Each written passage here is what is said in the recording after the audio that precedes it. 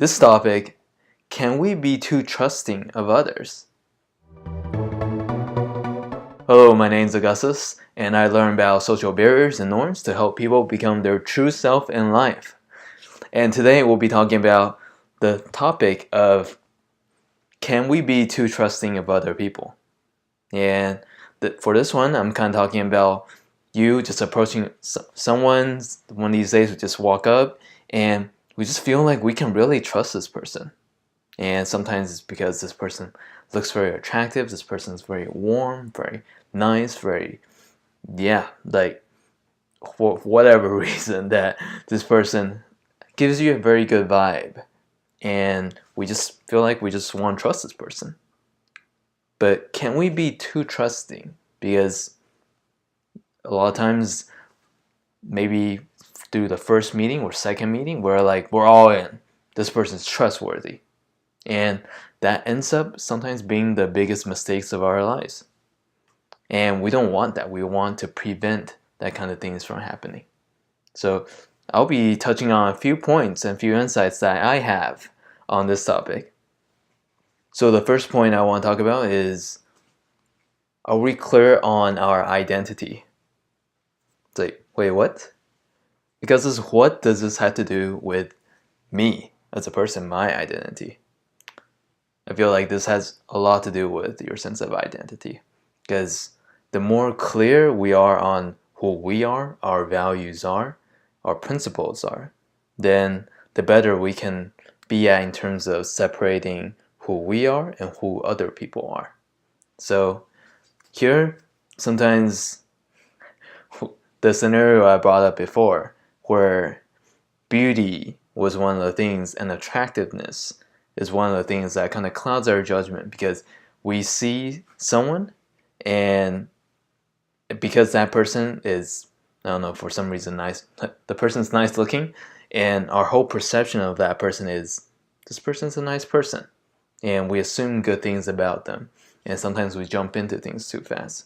So if we are clear on who we are and our own sense of tendencies to do these kind of things and be firm in our values, then we can ground ourselves.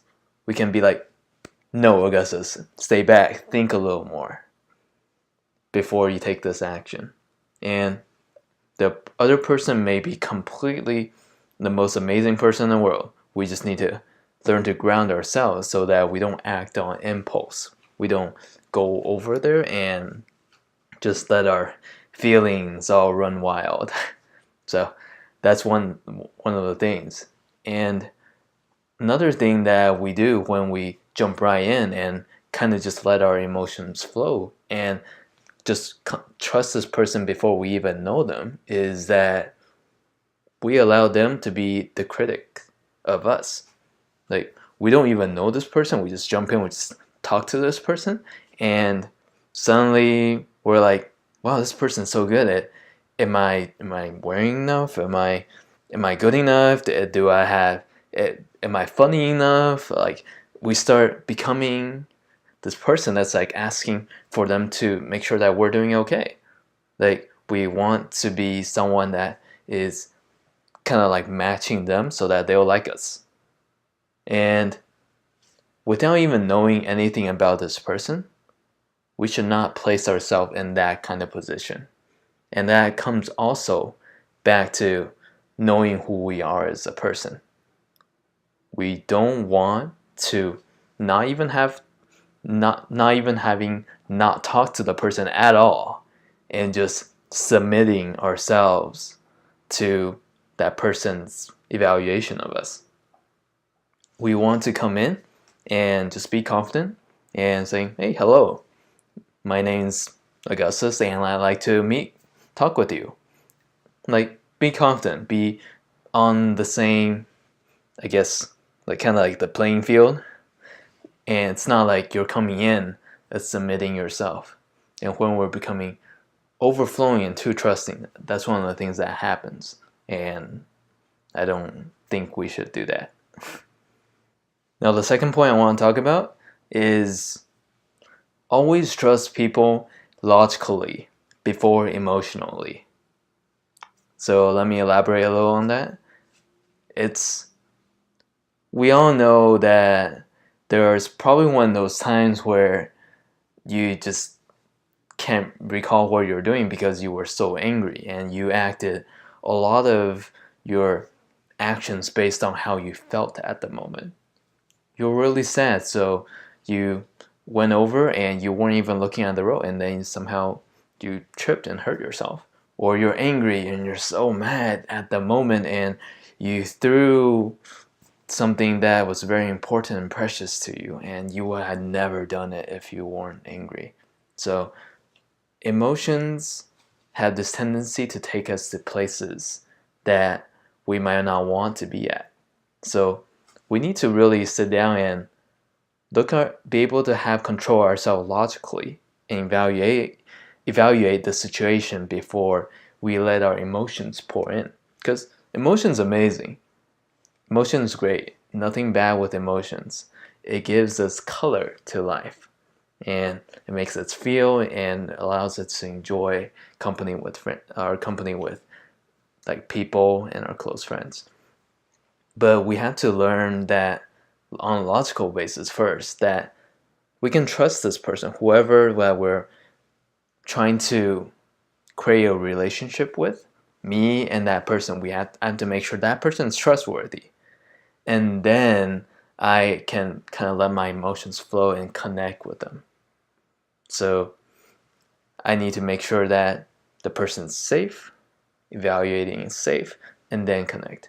But I know that sometimes we're already in that state where we see that person and it's like, wow, that person looks like the most amazing person in the world. So that my logic is already like, it's kind of biased already. It's kind of skewed.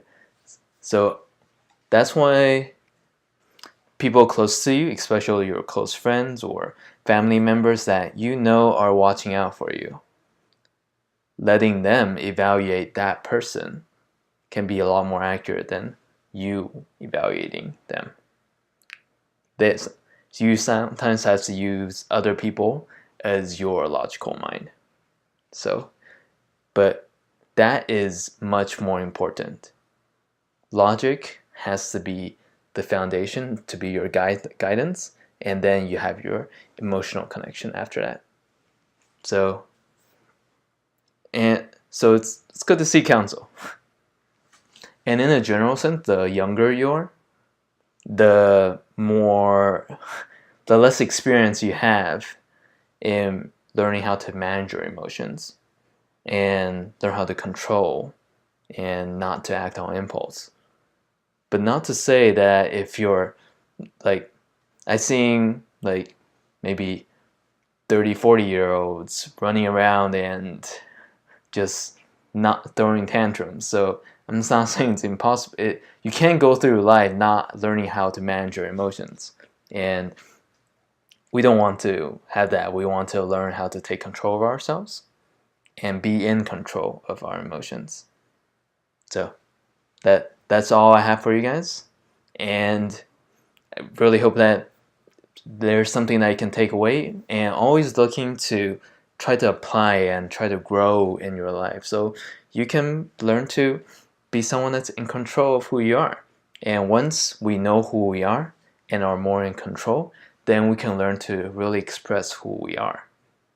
With confidence, we can go ahead and reach out and do the things that we like, things that we're passionate about, and be able to move through life, creating and bonding with different individuals and making new friends, and especially breaking through that social barrier. And I hope the best for you guys, and I will see you guys next time. Take care.